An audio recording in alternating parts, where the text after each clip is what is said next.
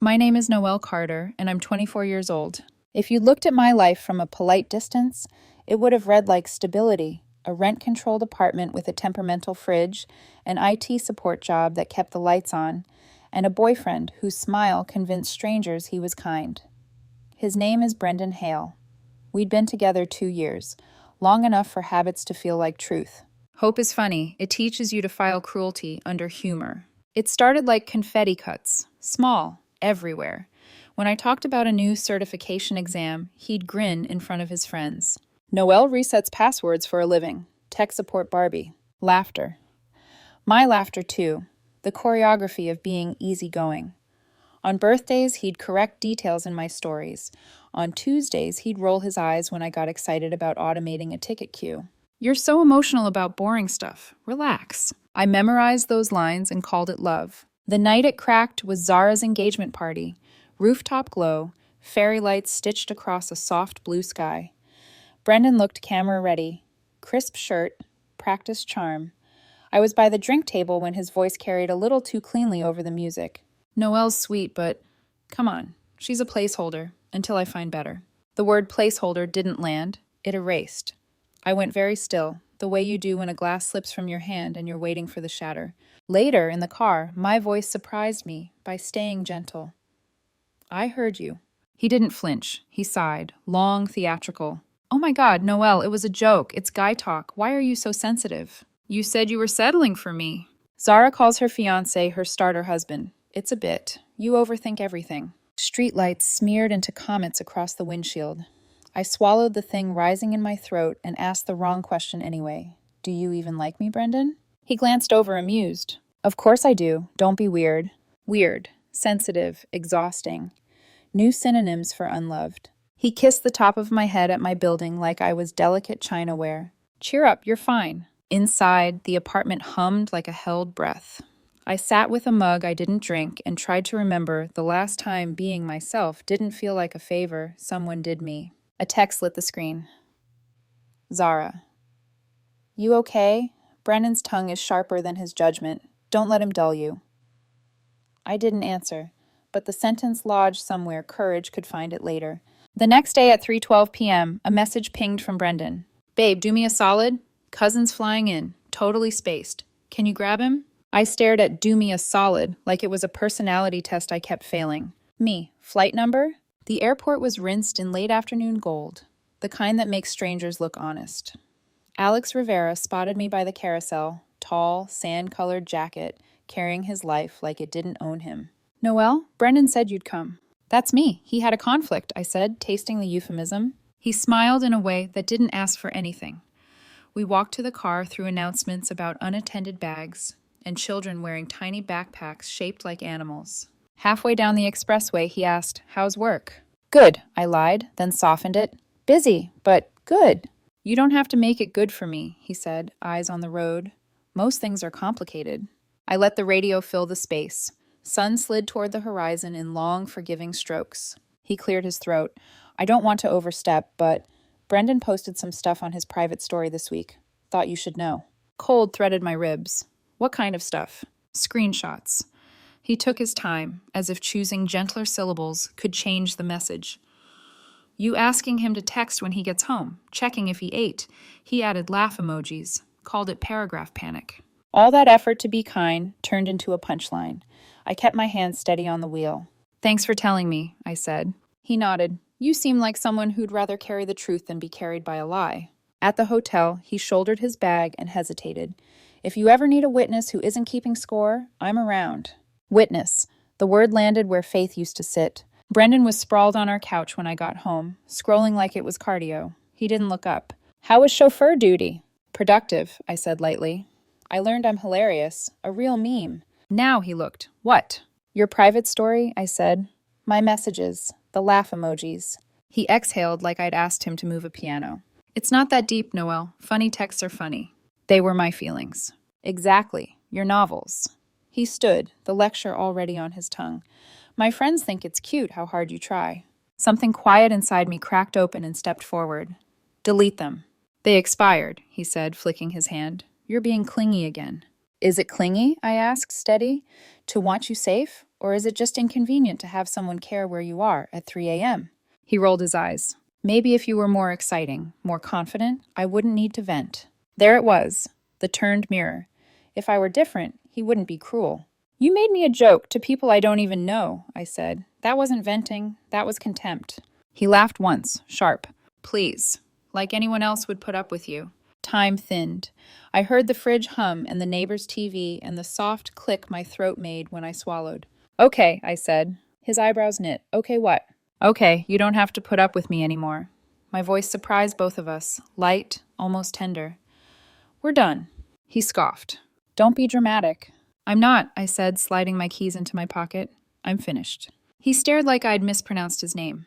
You'll be back when you realize no one wants to deal with all you saw, he gestured vaguely. This. Let's find out, I said.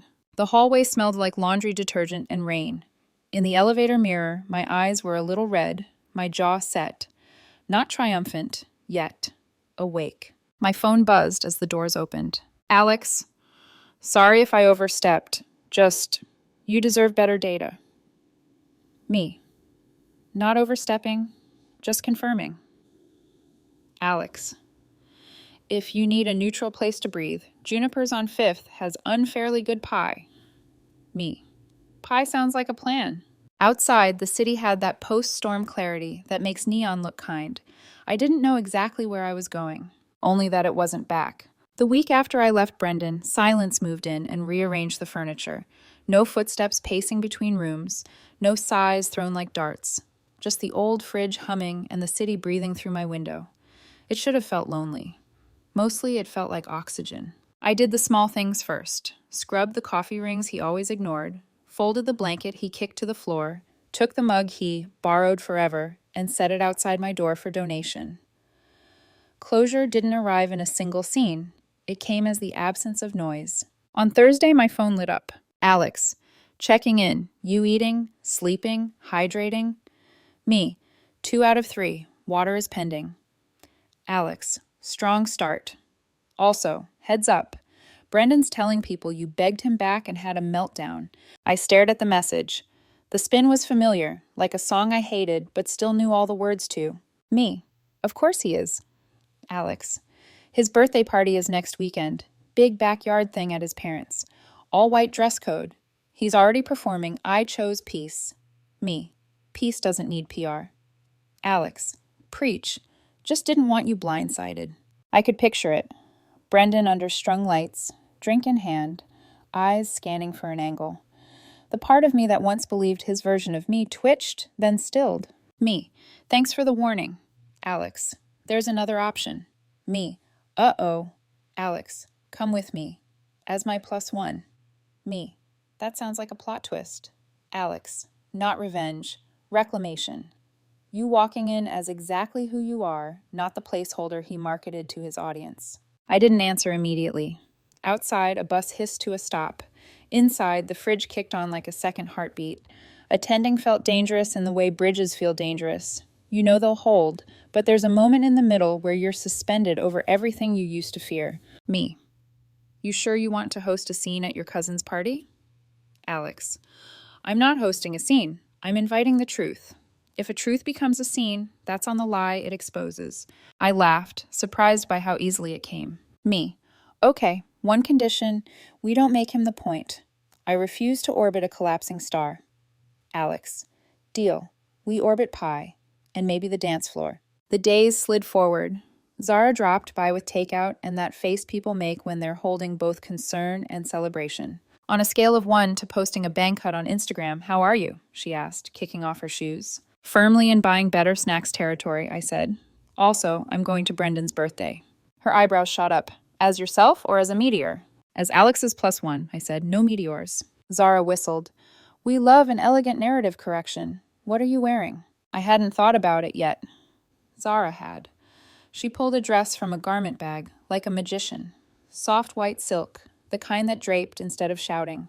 It's not armor, she said, but it's proof you don't need any. I held it against me and saw a version of myself that had been waiting in the wings, steady, luminous, not asking permission. Zara, I said, throat tightening, thank you. Just return it without tears. she deadpanned, and then hugged me anyway. The night before the party, Alex suggested coffee. The cafe was all warm wood and the sound of milk steaming. Rain stippled the windows like punctuation. He looked good, not in a curated way, in a present way. Rolled sleeves, a nick on his knuckle like he'd fought with a stubborn box earlier and lost politely. "Still want to do this?" he asked. "I want to show up for me," I said. "You're just excellent company." He smiled, then sobered. "Brendan used to make a joke of saying you were off limits. It wasn't a joke. He could tell I liked your presence. He told me he'd make my life hell if I looked at you wrong." The room narrowed and then widened again. "He said that?" "More than once," Alex said. "So if I seem extra careful, it's not because I'm unsure about you. It's because I want to do everything the opposite of him." "What's the opposite of him?" I asked. "Listening," he said, "and letting you arrive at your own life." We sat in the kind of quiet that doesn't demand to be filled. My pulse stopped doing its old, anxious tap dance and learned a new rhythm. He slid a small envelope across the table. Inside was a Polaroid. Me at Zara's party weeks ago, laughing at something off camera, soft focus, no performance. "I found that on the fridge when I fed Zara's plants," he said. "Thought you should see the person we're bringing tomorrow." I studied the photo. I looked like someone I'd want to know. "Bring her," he said. Not the version he edited. The day arrived warm and bright. I did my own makeup in my own time, put on the dress that felt like an answer, and tied my hair in a way that made my neck feel like a statement. I slipped comfortable heels into a tote and wore flats to walk. Dignity is also logistics. Alex texted when he was outside. I met him at the curb and watched his expression change. Surprise, then something softer. "You look," he exhaled.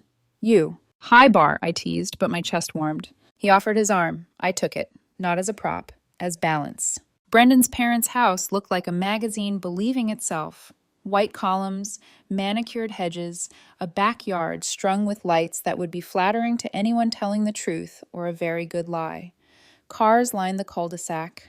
Laughter and bass leaked through the fence. At the gate, I could feel the shift, the way conversations falter when a new variable enters the equation. Heads turned, phones tilted, whispers ran like static. I expected my stomach to drop. It didn't. My heart beat a steady, declarative drum.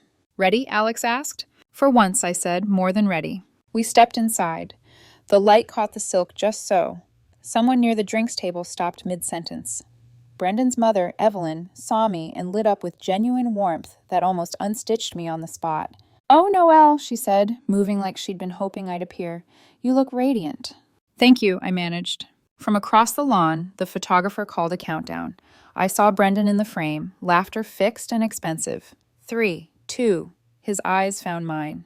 His smile broke like thin ice. I didn't speed up or slow down. I didn't look away. I let the moment record exactly what it was.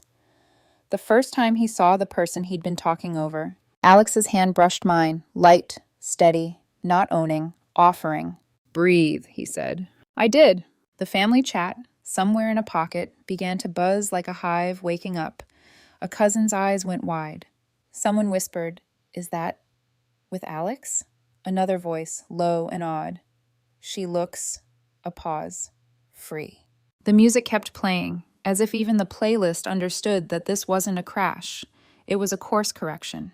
The reckoning was walking toward us, but I didn't feel hunted. I felt found. It took exactly 3 seconds for Brendan's expression to collapse. The camera flash caught the split, that instant where charm curdled into disbelief. His friends followed his gaze, whispering before the sound even hit them. "Is that Noelle? With Alex?" Every good party has a before and after moment. This was his. Alex leaned slightly closer. "You still good?" "Better than ever," I said, and meant it. We walked through this backyard like guests, not ghosts. People stared, then pretended not to. Some smiled in quiet solidarity. Others pulled out their phones because family gossip is the world's oldest sport. Brendan's mother, Evelyn, spotted me first. Her surprise turned into an open smile. "Oh, Noelle, sweetheart, it's been ages. You're glowing." She hugged me before I could answer. Her perfume smelled like powder and forgiveness. Brendan's father, Thomas, gave Alex a nod. "Good to see you, son. You bringing the good one back around?" The man chuckled, and I swear Brendan's soul left his body somewhere behind the catering table. That's when he finally crossed the lawn. Glass of whiskey in hand, fake calm, burning off him like static. "What the hell are you doing here?" he said under his breath. I smiled, "Wishing you a happy birthday." "You need to leave, now." His eyes flicked between me and Alex. "You two think this is funny?" Alex's voice was even. "We came to celebrate. It's a family event, isn't it?" Brendan's laugh was sharp, desperate. "You brought my ex to my party? Real classy." "You said no one else would want me," I said softly. "Guess I'm here to fact-check." A ripple of gasps. Someone near the buffet stifled a laugh. Brendan's color shifted from pink to full volcanic red. "You're with my cousin now?" I tilted my head. "You broke up with me, remember?" "That's not the point." "It's the only point," Alex said. "Stay out of this," Brendan snapped. But Alex didn't. "You humiliated her for 2 years, Brendan. Mocked her online. Called her paragraph panic. Ring a bell?" The crowd noise dimmed. Every cousin and aunt within earshot turned. Brendan blinked, defensive. "It was a joke." "No," Alex said, calm cutting through chaos. "It was cruelty with punchlines." Evelyn stepped forward, arms crossed. "Brendan, you did what?" "Mama, please, don't start." Thomas's voice sliced through. "Answer her." Brendan's mouth opened, closed. "It was nothing. Just a story post." Aunt Marisol interrupted. "The private one where you called her a human participation trophy? My daughter showed me." The crowd erupted. Cousin Nina gasped, "I told you I wasn't crazy." Someone whispered, "He really said that?" Another muttered, "Poor thing. And she helped his mom with dishes every Sunday." Evelyn's face went pale, then stern. "I raised you better than this." Brendan tried to laugh it off. "You're all being ridiculous. Thomas set down his drink. "When everyone's against you, son, sometimes it's not the world. Sometimes it's you." The line landed like thunder, a full stop. Even the DJ, sensing a shift, turned the volume down to nothing. Brendan's jaw tightened. "You're all taking her side?" "I think," I said quietly. "They're just tired of taking yours." He turned on me, voice cracking.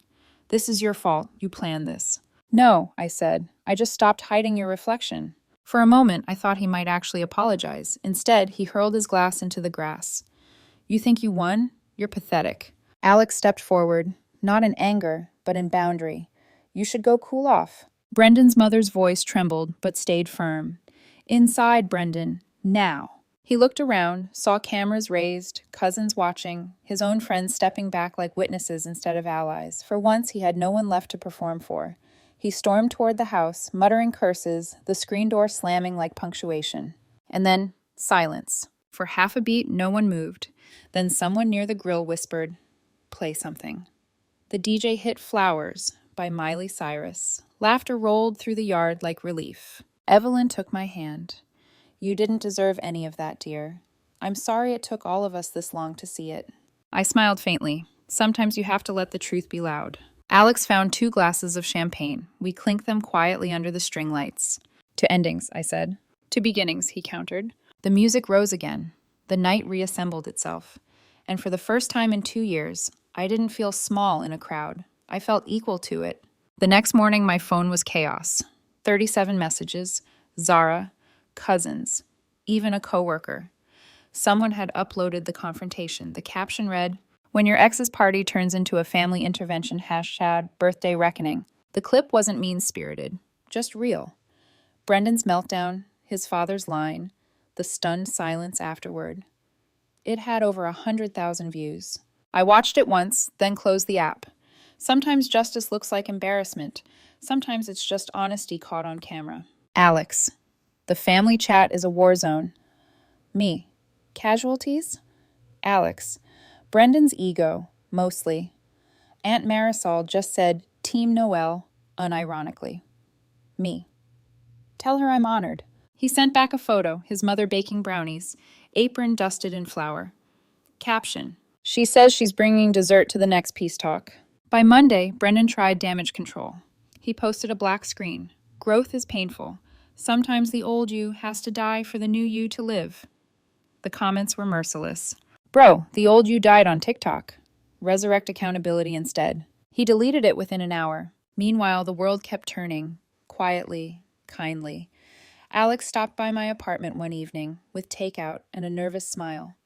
"I come bearing noodles and mild emotional availability," he said. "Perfect," I replied. "I'm starving for both." We ate on the floor, no grand gestures, just conversation that didn't twist into games. Halfway through, he looked at me and said, I'm really glad he was dumb enough to lose you. I smiled. I'm really glad I was brave enough to leave. Weeks passed. The video faded from feeds, but not from memory. Brendan moved cities, allegedly for a fresh start. Evelyn occasionally texted me photos of her garden, never mentioning him, always ending with, "Hope you're doing well, dear." I was. One night, Alex and I were walking by the river when he said, "Wild how a lie can implode so fast once someone stops holding it up." I nodded. "And how peace feels heavier than silence, but better." He laughed softly. "Still helping people with printers?" Still my curse and calling. He squeezed my hand. "Good. My dad's been waiting to cash in that favor." We watched the water ripple under the city lights. Somewhere far off, fireworks cracked, painting brief flowers in the dark. I thought of all the things Brendan once said no one would want. My sensitivity, my care, my long paragraphs, and smiled. Turns out someone did. And he didn't just want them. He cherished them. Because when the wrong person calls you too much, the right one just calls it enough.